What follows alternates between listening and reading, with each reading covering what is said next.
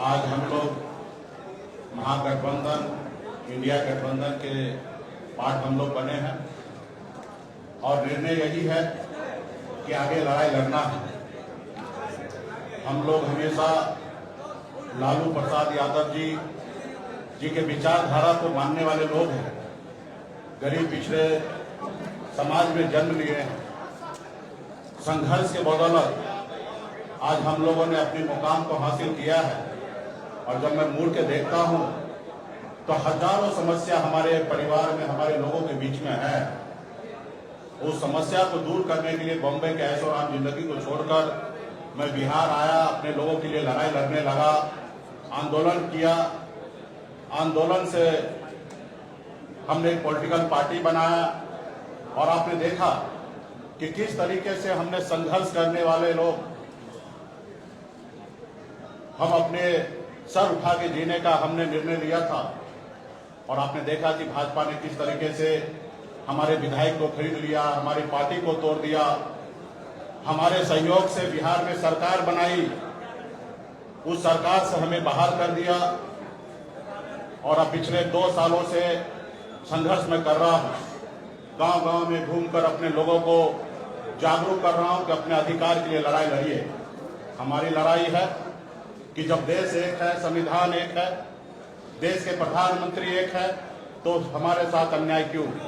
जब बंगाल में निषाद समाज के सभी उपजाति, चाहे बिंद हो, बेलदार हो, नुनिया हो, मलाह हो, चाहे हो तियर हो, बनपर हो, गोरी हो, तमाम निषाद के सभी उपजाति को आरक्षण एससी का मिल रहा है। आप दिल्ली चले जाइए, वहां पे निषाद समाज के सभी उपजाति को आरक्षण मिल रहा है और बिहार या उत्तर प्रदेश, झारखंड में नहीं मिल रहा है। कई बार भारतीय जनता पार्टी के शीर्ष नेतृत्व ने कई बार उन्होंने वादा किया कि हमारी सरकार बनेगी, हमारे साथ दीजिए, हम आपको आरक्षण देंगे। और कई बार हम लोगों ने उनको मदद किया, लेकिन जब उनकी मजबूरी होता है तो हर तरह की बातें करते हैं और जब उनकी समस्या दूर हो जाता है तो भूल जाते हैं कि मल्ला का बेटा का भी कोई समस्या है, उसको दूर करेंगे। इसलिए हम लोग लड़ाई लड़ रहे हैं। पूरे यूपी, बिहार, झारखंड में अपने लोगों को जागरूक किए। हर लोगों ने हाथ में गंगा जल लेकर संकल्प लिया कि हम अपने आने वाला पीढ़ी के लिए, अपने बच्चे के भविष्य के लिए संघर्ष करेंगे। जैसे हमारे पूर्वज ने कभी इस देश को आजादी दिलाने के लिए संघर्ष किया, उसी तरीके से संघर्ष करेंगे। और आज हम भी उसी रास्ते पे चल रहे हैं। हमने बिहार में तमाम, हमारे कर्पूरी ठाकुर जी हो, हमारे लालू प्रसाद यादव जी हो, स्वर्गीय श्री पासवान जी हो, हमने सबको देखा।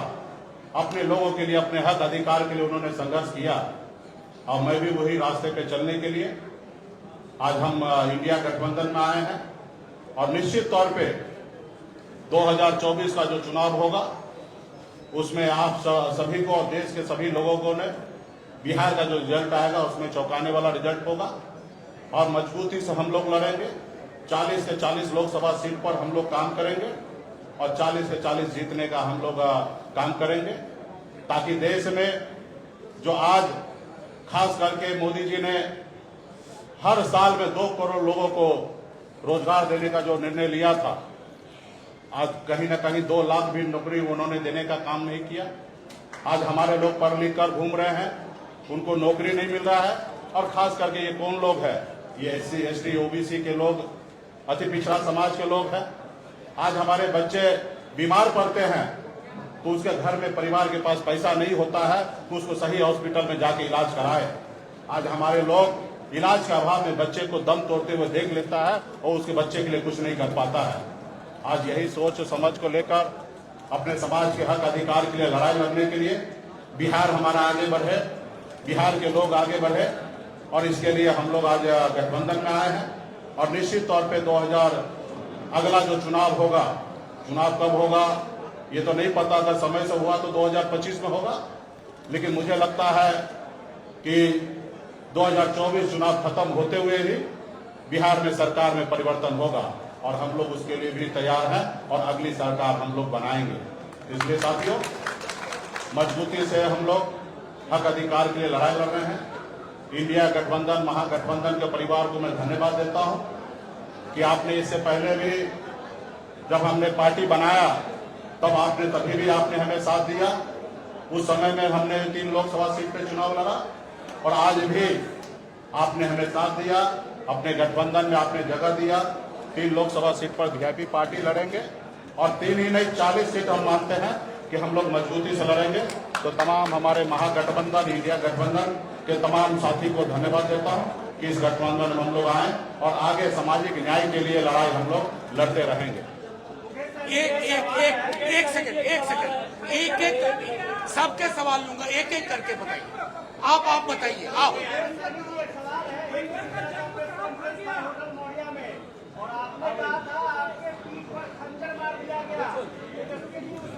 हमें पूरा उम्मीद था कि ये सवाल जरूर आप करेंगे।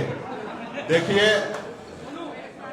2 भाई में आपस में नोक-झोंक होता है और हम लोगों को उस समय में जो हुआ वो मेरे लिए भी अच्छा नहीं था, ना ही हमारे छोटे भाई तेजस्वी जी के लिए भी अच्छा था, और उससे हमें भी नुकसान हुआ और महागठबंधन का भी नुकसान हुआ था। खैर, वो बात हो चुका है, बीत गया है। उस समय में तो सिर्फ हमारा नंबर नहीं घोषणा हुआ, इसके लिए हमने थोड़ा सा कह सकते कि क्रोध प्रकट हमने कर दिया था। लेकिन आप कल्पना कीजिए, जिन्होंने हमारे सीने में खंजर भोंका, जिन्होंने हमारे विधायक को ले लिया, हमें सरकार से बाहर कर दिया, जो सरकार हमने बनाया था, वो अब जरूरी है कि उसको जवाब देने का, उनसे बदला लेने का। और आने वाला समय में जब 2 भाई है, घर है, परिवार है, तो छोटा मोटा नोक झोंक हुआ, उसको हम लोग अभी आने वाले समय में उसको दूर करेंगे। एक मिनट, ऐसे कोई सवाल नहीं होगा ना भूपेंद्र जी। भूपेंद्र जी, भूपेंद्र जी, निश्चित तौर पे एक साथ रहेंगे। हम वो नीतीश जी के जैसे नहीं कहेंगे कि मिट्टी में मिल जाएंगे और फिर कहीं नहीं जाएंगे। हम साथ हैं, हमेशा साथ रहेंगे और आगे वो समय आएगा, आप लोगों को जानकारी दे दिया जाएगा। पार्टी फोरम पे इस पर चर्चा होगा, कौन सा सीट पर किसको लड़ाना है, कौन पार्टी के पदाधिकारी लड़ेंगे। और हम लोग पिछड़ा समाज के लोग हैं, निश्चित तौर पे हम लोग चुनाव मैदान में हम 40 से 40 सीट जीतने के लिए आए हैं और मजबूती से हम लोग लड़ाई लड़ेंगे। अति पिछड़ों को सम्मानजनक सीट देंगे। लाई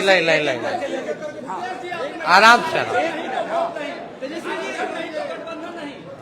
निश्चित तौर पे हम वही काम पे रहे। हमने पिछले बार भी आपने देखा होगा, हमने कहा एक सीट लेकर जहर खा लेंगे लेकिन उस गठबंधन में नहीं जाएंगे।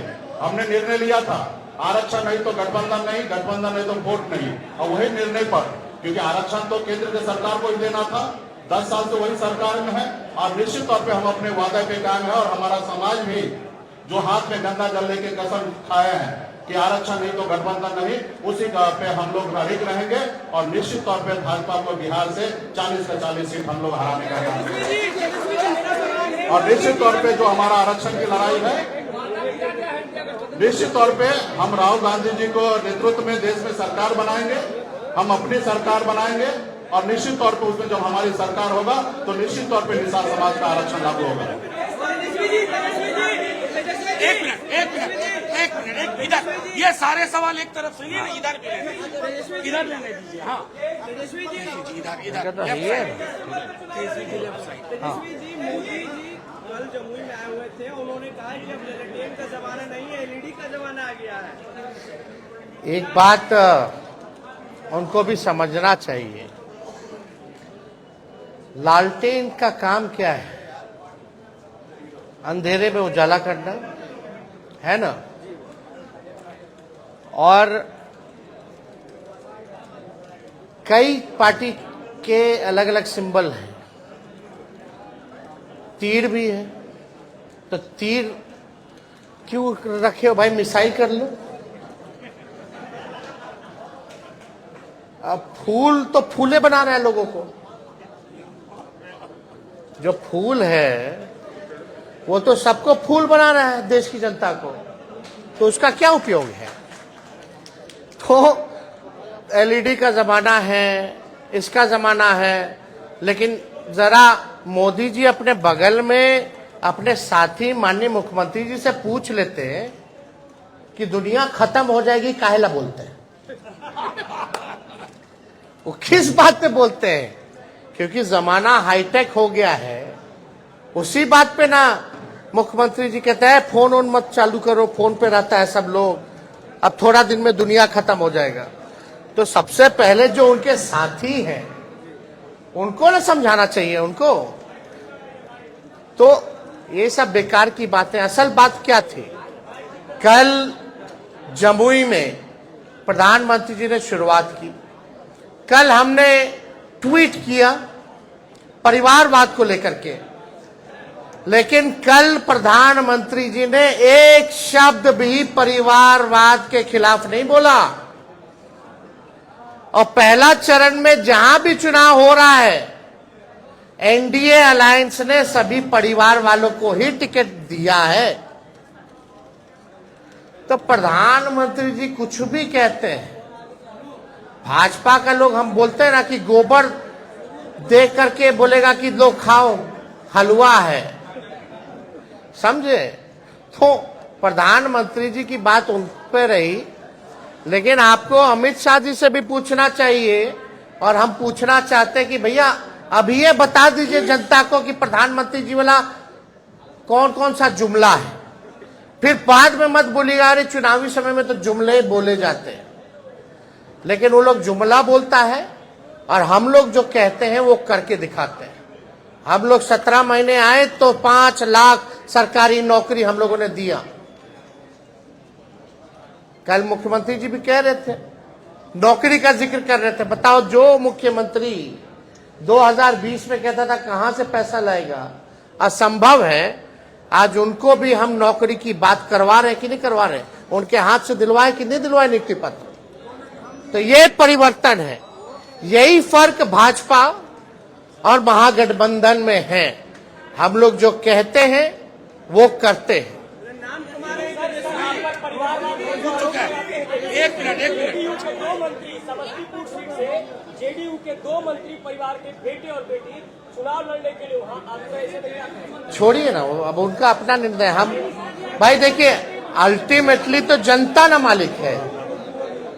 किसी को टिकट देना नहीं देना वो अलग बात है। अल्टीमेटली जनता चुनाव जीत के भेजती है, जिता के भेजती है। चलिए, शुक्रिया, थैंक यू। चलो।